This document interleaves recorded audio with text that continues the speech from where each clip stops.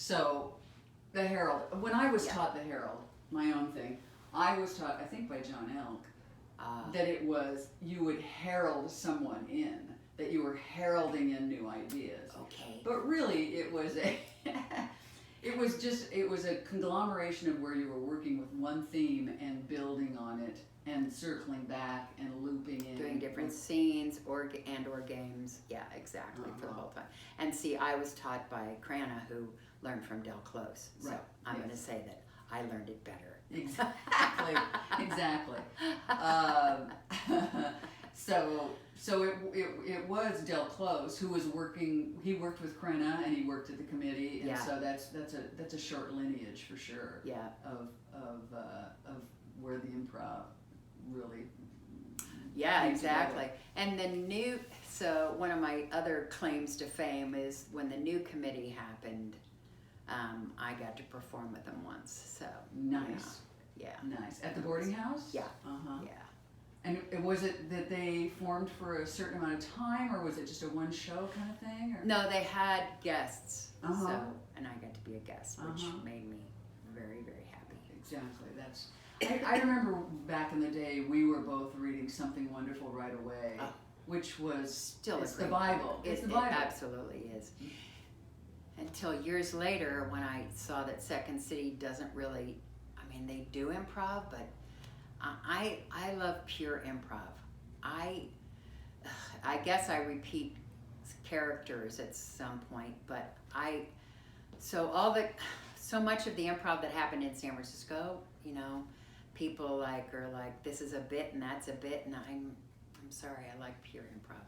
Making stuff up, that's what I consider improv. So. Right. Yeah. I think that with Second City, because they became such a money-making machine, and in a theater that had to sustain itself, I think that they did. I think the first part of their show, because I saw a version of them in Toronto, where they did the first part of the show, which was sketches and bits that they had really that had sprung from improv originally, right? But and then they have a second show that was maybe the stringers or people that were wanting to get on, they were just. Yeah, but even that wasn't pure improv because no, they took suggestions before or after, before the intermission, and went backstage with the suggestions. See, to me, as opposed to Something Wonderful Right Away. Thank you. Yeah, let's make it up, please. Okay, if you don't mind. Yeah. So. And there is nothing better to me than looking at somebody in the eye and going, let's run with this. Exactly. Let's go. Like, I don't know where you're going, you don't know where I go. Also because my brain, if I've got anything in there stuck already that I'm supposed to be doing, I can't improvise, right? So if they've said, oh yeah, do that mouse thing or something, you know, I'm like, oh fuck, and then I can't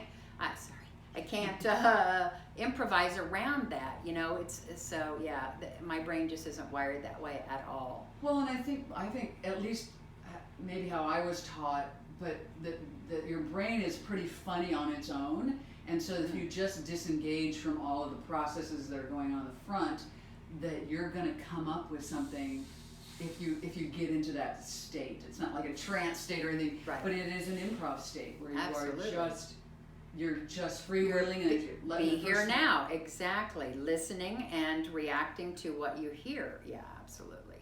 Mm-hmm. And so, all of the groups that had to work something out at some point before they improvised, it just wasn't for me.